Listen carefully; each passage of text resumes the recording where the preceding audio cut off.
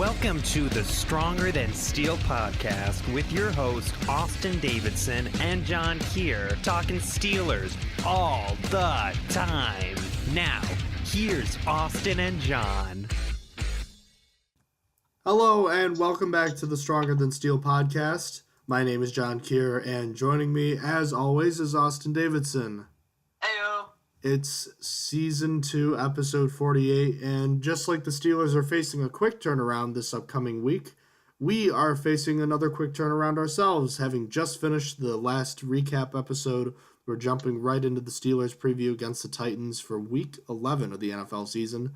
It's already upon us. We're past the halfway point, past the Steelers bye week, and the Steelers are hosting a Thursday night game against the Tennessee Titans. They usually play in one of these per year. Last year, the Steelers were lucky enough to get it on Thanksgiving, a nice Thanksgiving win over the same Colts who the Steelers just beat last week. But this time, they'll be hosting, and it'll be interesting, Austin. Do you think, are the Steelers going to wear their color rush jerseys on Thursday? They should, but I have not seen anything about it. I know that they've brought back color rush, so I'll be interested to see if the Steelers wear their jerseys. They are my personal favorite color rush jerseys in the NFL. I happen to think they're also the best, but they were really sharp seeing them in person last year, and I hope the Steelers do wear them again. But in any case, we won't have any NFL or Steelers news or really much to say about the injuries. I don't know of any injuries for the Titans at this point, but for the Steelers, just a quick recap. James Conner, Darius Hayward-Bay, and Vance McDonald all left with injuries but returned, so their injuries aren't expected to be serious, although I don't believe Conner played, but I think he was available.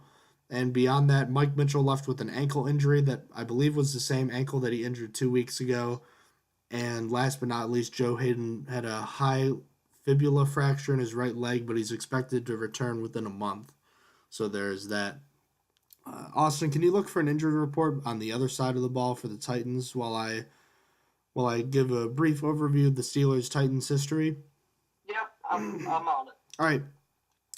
So this series history dates back quite a long ways. The Steelers and Titans used to play in the old AFC Central Division when the Titans were actually the Houston Oilers, and the Steelers and Oilers had some pretty tough battles, especially in the late 70s, the Steelers prevailing in 2 back-to-back AFC championship games against the Oilers. But that doesn't include the entire history, because obviously the Titans have been in Tennessee since 1996, I believe. So of the all-time series, the Steelers are currently 8 games in front by leading 45-32. The most recent meeting was in 2014. The Steelers won 27-24 on a comeback game in Week 11.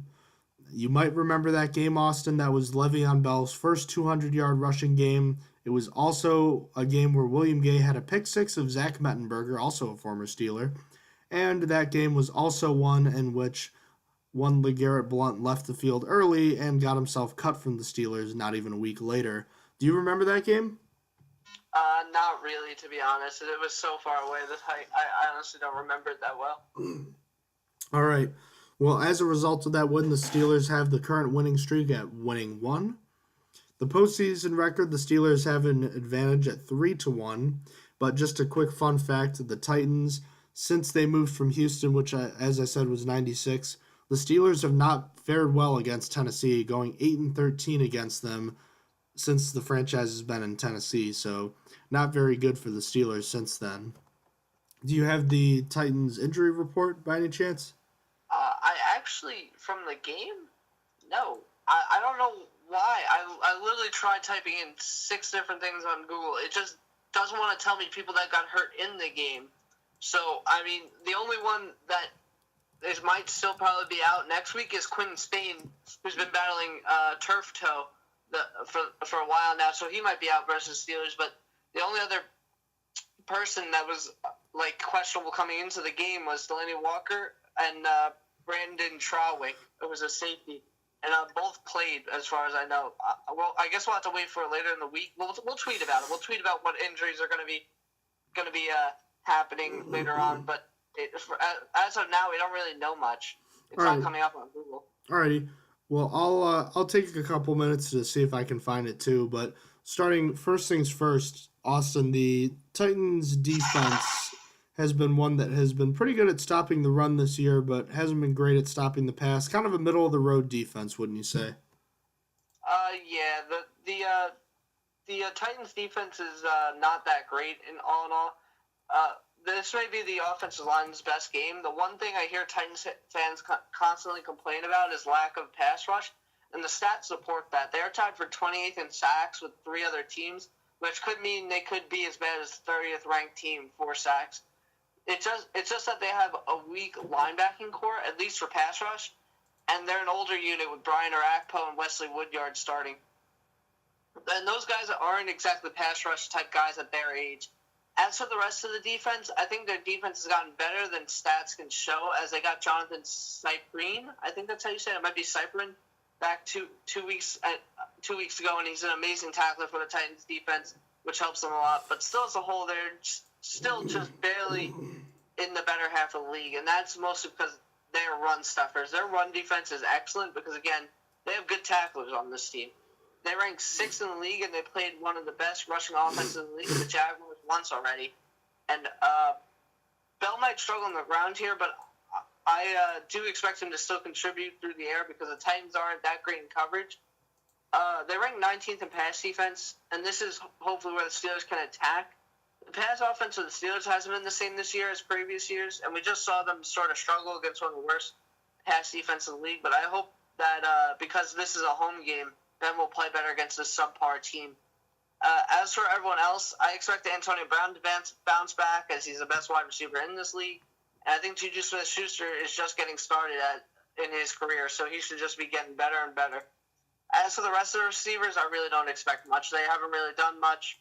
Like we discussed in the last podcast, we're just happy with 4 catches for 45 yards with Martavis Bryant, or 3 catches, rather, for 45 yards. What do you have to say about the offense coming into this game? All right, well, first things first, the Titans seem determined to not let anyone know what their injury status is. Their official website, which is also where I went, has their most recent update was week 3. So that's not exactly current. Beyond that, I'm on ESPN right now. Mike Mularkey said that Marcus Mariota hurt his left shoulder on a running play during the game-winning drive, but said that he wouldn't come out of the game. So clearly he's still okay to play, but he's going to be pretty sore for the game. So that's actually pretty big news. Beyond that, I'm not really seeing anything. So, wow, that's kind of crazy. Yeah, good for them. I guess they're staying healthy as well. I really haven't heard of many Titans getting hurt this year besides Corey Davis, of course, who's not really been playing until recently. But so I guess they haven't been bitten by the injury bug yet either. Titans are 6-3, first place in the AFC South after their best start since 2008, when, in that season, they actually beat the Steelers, who won the Super Bowl, as you know. The Titans were the first seed in the AFC, finishing 13-3 that year. So just something interesting to think about. Back to the game, though, this Titans defense is very similar to the Titans offense in the sense that it not only plays the run very well, while not passing the ball very effectively, but at the same time, they generate almost... Oh, wait, I'm sorry. I might be... Yeah. I'm on the right side. I confused myself for a moment.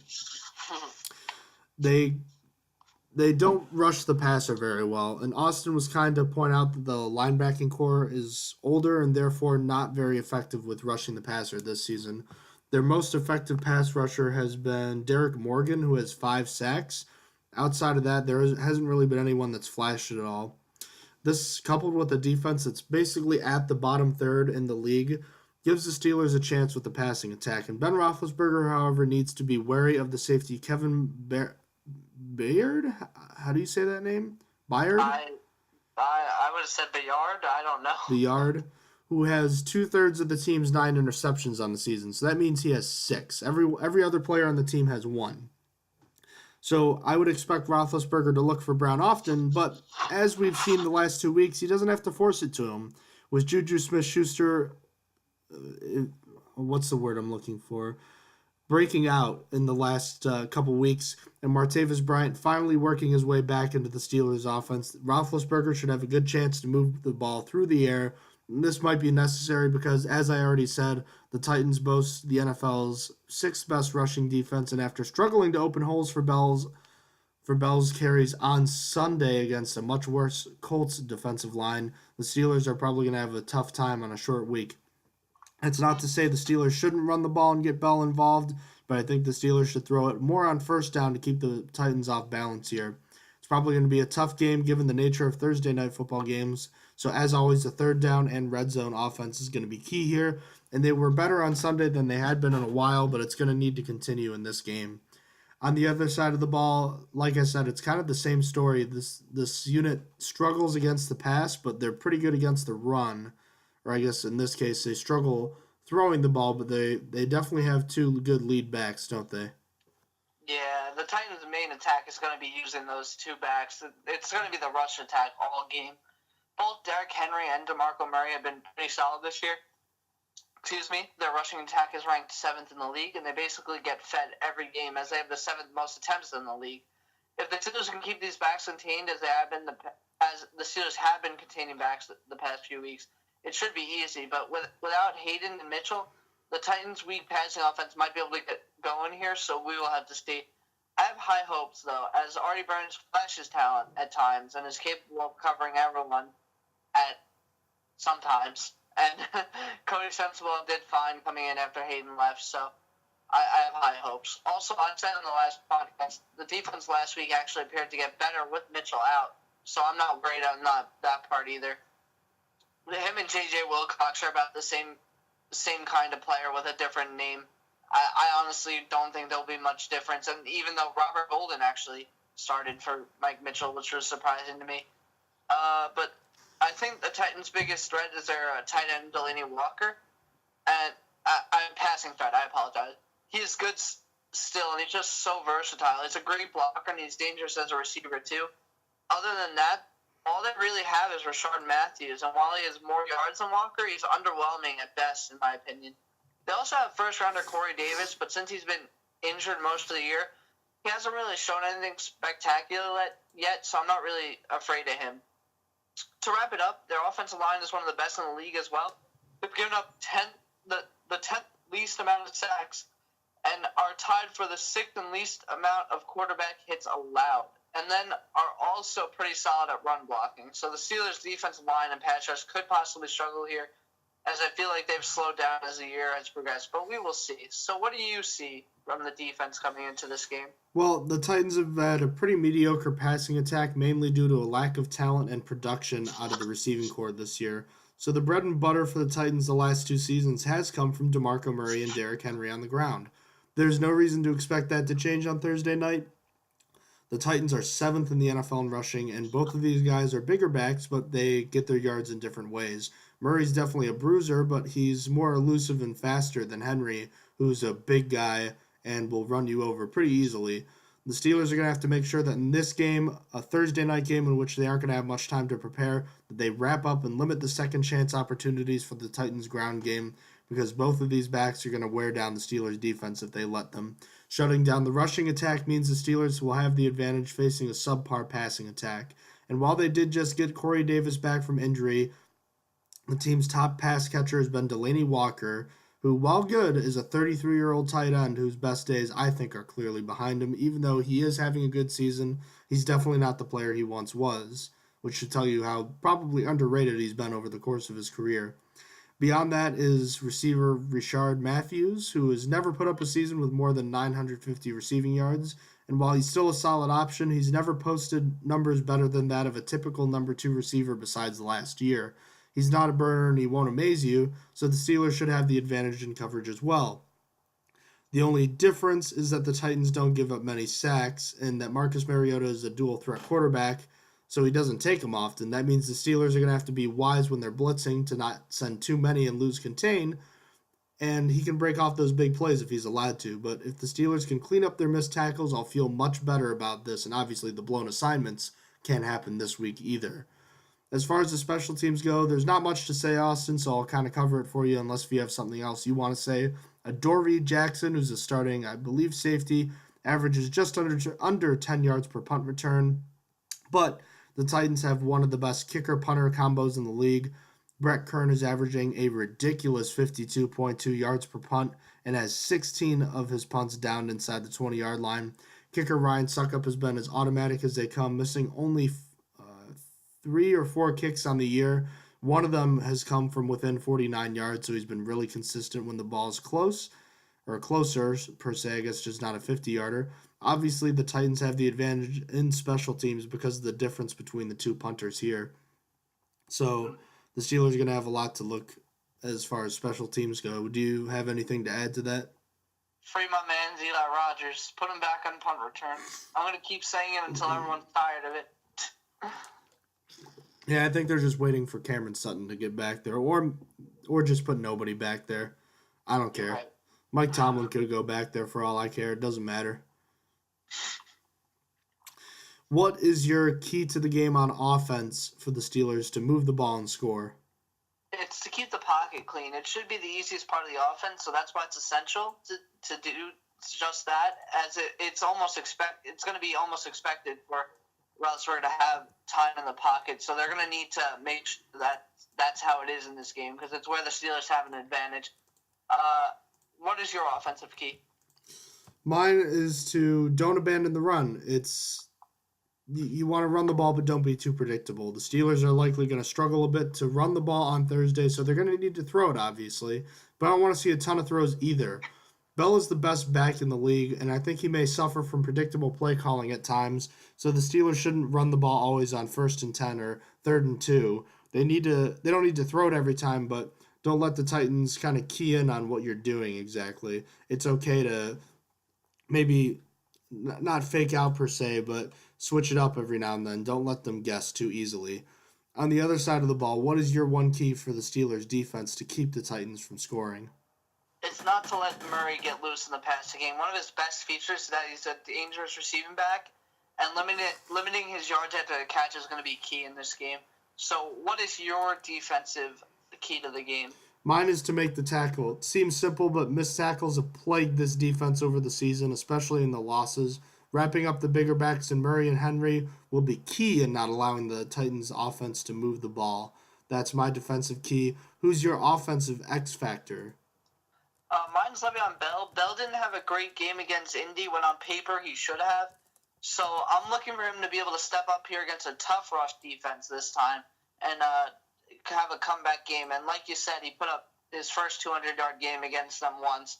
Obviously, that was a little while ago now, and two different teams, but hoping for him to step up. What is your offensive X factor? Mine is Juju Smith-Schuster. The rookie has produced a lot over the last 2 games, and he's definitely carved out a role in this offense, having scored 5 touchdowns already on the season, and he's clearly become a favorite target of Ben Roethlisberger after Antonio Brown.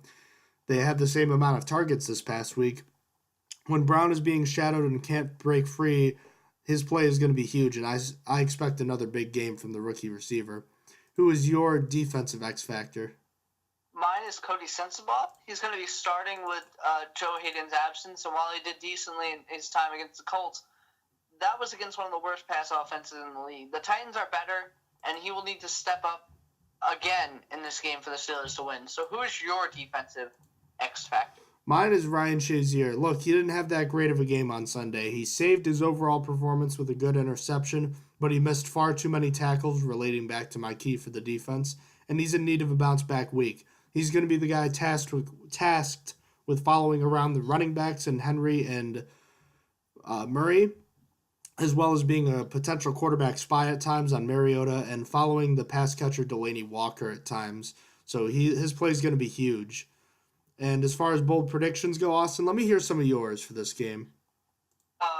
Ben throws for 3 touchdowns, 0 interceptions, and over 300 yards. Martavis Bryant breaks out a big game and catches 5 passes for 102 yards and a touchdown. And then finally, my last bold prediction is that the defense forces 3 turnovers in this game, 2 interceptions and a fumble. 1 interception to Cody Sensabaugh, the other to Vince Williams, and the fumble will be forced by Shazier. So now that you've heard mine, what are yours? Well, mine is that Juju Smith-Schuster catches another touchdown pass for his 6th of the year and goes over 100 yards for the second time in his last 3 games.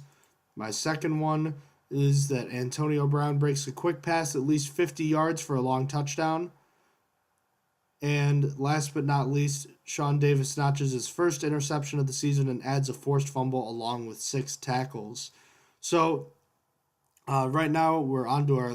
It's been a quick episode. We're on to our last segment, the final score prediction. Austin, the Steelers are 7-point favorites now. Tell me your final score prediction and why you think the Steelers will win or lose this game. I have the Steelers winning 21-20. The Titans are always keeping it close, as of recently especially. And I think that the Steelers tend to struggle against subpar teams regardless of if it's home or not. But because it's home, they're going to have that slight advantage. If the Steelers were away here, I would have given them the loss.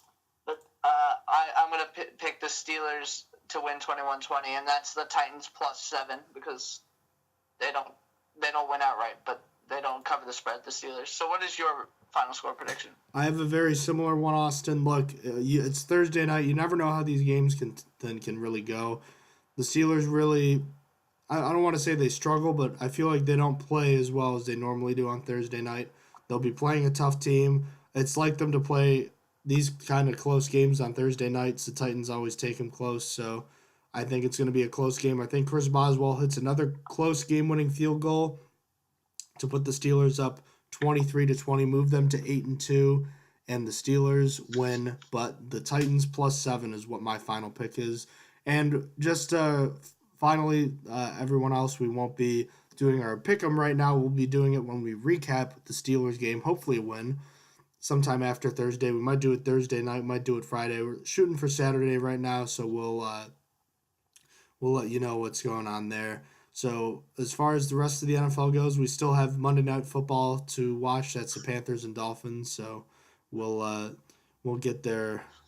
We'll get there. It's been a long week for sure and a long weekend, but a good weekend. Even though the Steelers didn't play well, they do come away victorious. So Austin, is there anything else you wanted to add before we wrap things up? Just that we got the giveaway going on still all the way till December 1st. Enter it on Gleam.io. It's on all our social media pages, and that's it. All right, awesome. Check us out on Facebook at Stronger Than Steel Podcast, Twitter at Stronger_Steel, Instagram at Stronger_Steel_NFL. Email the show at StrongerThanSteelPodcast@gmail.com. Visit our website, StrongerThanSteelNFL.blogspot.com. And yeah, check out that giveaway. And we'd be happy to hear from you if you have any other questions. So, Austin, thanks again for joining me tonight on this double episode. I know both of them were kind of shorter today. We're both tired, but hey, just kind of like the Steelers game. It might not be pretty, but it's a win. We got it done. That's all that matters. We'll definitely have something better for you after the Steelers game on Thursday. So, thank you very much for bearing with us, and you all have a good night. Night. You have been listening to Stronger Than Steel Podcast. Thank you for joining us today, and don't forget to check out our website listed in the description below.